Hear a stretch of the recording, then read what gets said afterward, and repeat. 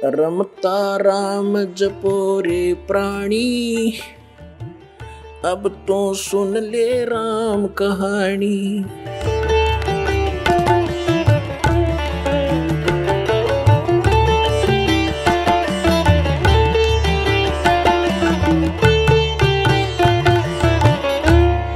मानुष जन्म दुर्लभ है, मिले न बारंबार।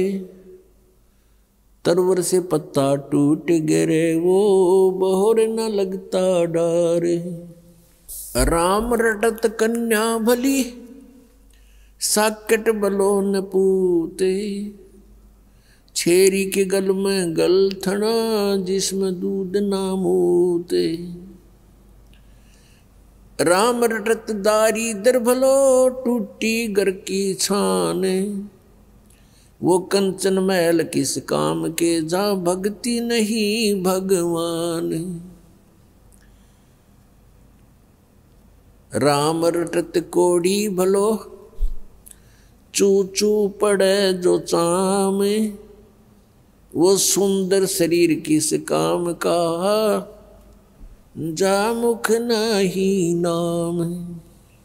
कबीर जिह्वा तो वाहे भली, जो रटे हरि नाम। नहीं तो काट फेंक दियो, ये मुख में भलो ना चाम।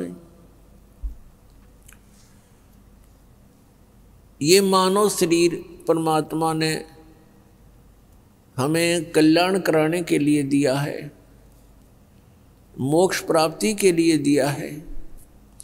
इसका यथार्थ ज्ञान ना होने से हम दुरुपयोग करते रहे, केवल इससे अपने निर्वाह के लिए ही इसका प्रयोग करते रहे। जो क्रियाएं हम भक्ति को छोड़कर, सत्साधना को छोड़कर अन्य जो क्रियाएं करते हैं, वो पशु भी करते हैं, पक्षी भी करते हैं, सभी प्राणी करते हैं। तो मनुष्य में और अन्य प्राणियों में फिर भिन्नता क्या रही, क्या आवश्यकता थी इस मनुष्य जीवन की? पुण्यात्माओं, ये मनुष्य जीवन केवल ये कोठी बंगले फैक्ट्री लगाने के लिए, बनाने के लिए नहीं मिला था। परमात्मा आए स्वयं पूर्ण ब्रह्म, और बनारस में, काशी में, भारतवर्ष की पावन पृथ्वी पर 120 वर्ष तक यहाँ रहे। एक झोंपड़ी में, एक हट के अंदर उन्होंने अपना गुजारा किया। सारे ब्रह्मांडों के दाता, सतलोक के मालिक, सचखंड के निवासी, सर्व सुख संपन्न देश है वो सतलोक, और उसको छोड़कर अपने बच्चों के लिए, आपके लिए, हमारे लिए वो परमात्मा यहाँ आए। और उन्होंने एक ट्रायल करी, एक रिहर्सल किया, एक उदाहरण दिया, उदाहरण पेश किया उन्होंने कि यहाँ पर तुमने ऐसे रहना चाहिए। इससे अधिक यदि तुम धन जोड़ने के लिए प्रयत्न करते हो तो ये तुम्हारी अज्ञानता है। घर तो 3.5 हाथ, गणात 4.25। कह कबीर अधिका गहे, ताको नहीं विचार। ये अब प्रत्येक प्राणी, मनुष्य शरीरधारी का प्रत्येक प्राणी का शरीर 3.5 हाथ का, उसके अपने 3.5 हाथ का होता है।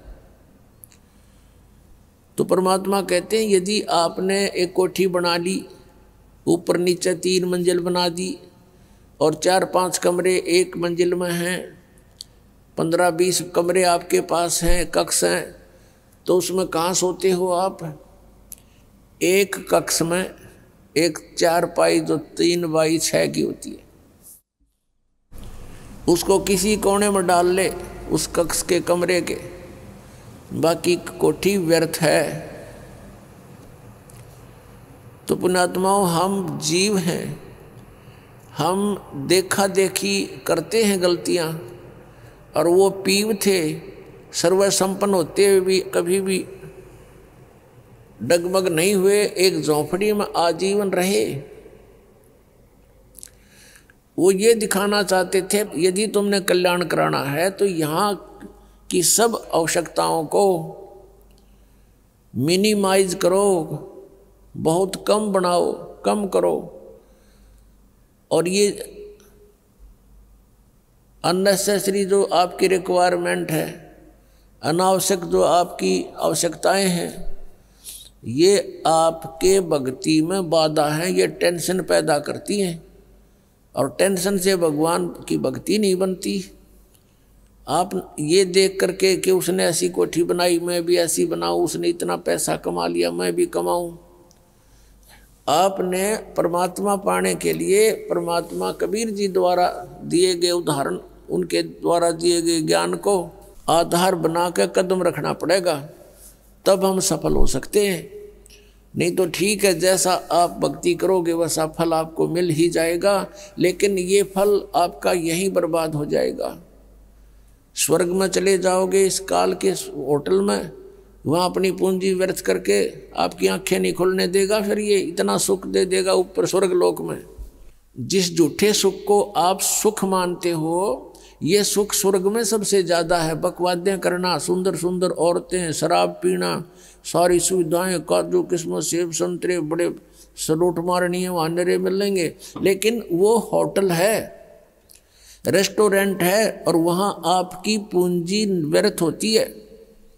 जो यहाँ आपने धन कमाया था वो वहाँ व्यर्थ करवा के फिर वहाँ से धक्के मार देंगे तुम्हारे, और फिर नरक में ठोक देगा। कबीर परमात्मा ने हमें ये सारा जाल काल का समझाया है। तो हमारा उद्देश्य है, यदि आप जी बरवाला आश्रम में आते हो, ठीक है, पहले तो पुण्यात्मा दुख निवारण की ही इच्छा करते हैं, उसके साथ साथ फिर उनको ज्ञान भी प्राप्त हो जाता है। ये समर्थ परमात्मा है कबीर जी, और ये सब कुछ कर सकते हैं, आपके सर्व कष्टों का निवारण भी कर देंगे। लेकिन जब आप सुखी हो जाते हो, परमात्मा से दूर हो जाते हो, ये एक ऐसी हमारे अंदर एक बुराई है या कमी है, त्रुटि है। हम सतलोक में थे और सतलोक के अंदर हमारे को कोई असुविधा नहीं थी, सारे सुख भगवान ने दे रखे थे, कबीर परमेश्वर ने, सत्य पुरुष ने। उस सुख में हम परमात्मा को भूले थे और इस काल को चाहने लग गए थे। ये तपस्या कर रहा था खड़ा होकर के, हम भगवान को भूलकर इसको चाहने लगे। भगवान ने, परमात्मा कबीर जी ने बहुत बार हमें संकेत किया, लेकिन हम बाज नहीं आए। हम परमात्मा के दिल से उतर गए, उन्होंने हमें हृदय से रिजेक्ट कर दिया, और फिर हम इस काल के साथ यहाँ इसके लोक में आ गए। इसने तपस्या करके ये 21 ब्रह्मांड प्राप्त कर रखे हैं, और हम वैसे लटक कर आ गए इसके साथ में। अब इसने हमारे साथ वो प्रतिशोध किया है, क्योंकि इसने वहाँ गलती की थी। परमेश्वर कबीर जी ने इसको वहाँ से निकाल दिया था, निष्कासित कर दिया था, इंक्लूडिंग ऑल ब्रह्मांड, इसके सारे ब्रह्मांड दे करके बाहर निकाल दिया था 21 के 21। और हमने जो गलती की थी, हम इसकी साथ स्वेच्छा से आए थे, हम भगवान भूल गए उस सुख में, और उसके बाद कितने कैर हो रहे हमारे ऊपर। पुण्यात्माओं, ये दंत कथा मत समझना, क्योंकि आज तक आपने केवल सिंपल कथाएं सुनी है रामायण और महाभारत की, आप उनको सत्य मान रहे हो। सत्य तो हैं वो जिस सतर की है, वो घटना ऐसी घटी है, लेकिन ये जो कथा है ये वो अमर कथा है, अनमोल कथा है। ये वो ज्ञान है, तत्व ज्ञान, जो अभी तक किसी के पास नहीं था। परमात्मा ने कहा था, धर्मदास तो लाख दुहाई, ये मूल ज्ञान की दबार ना जाई। मूल ज्ञान बाहर जो पर ही, बिजली पीढ़ी हंसनी तरही। मूल ज्ञान तब तक छुपाई जब तक ये 12 पंथ ना मिट जाए। तो पुण्यात्माओं, आप जी ये ना सोचना कि वैसे कथाएं हैं, ये सच्ची कथाएं हैं, हम वहाँ रहते थे, हम यहाँ के नहीं हैं। आज आप विचार भी करना चाहिए, जोर देना चाहिए बुद्धि पर, क्योंकि काल ने इतना प्रेशर बना रखा है कि जीव इतनी देर सोच नहीं सकता। उसी समय इसको कोई समस्या याद आ जाती है, कोई और बकवाद याद आ जाती है, इस तरह भूल जाता तो हट जाता है ये मन वहाँ से। तो हमने इस बात को गहराई से सोचना पड़ेगा।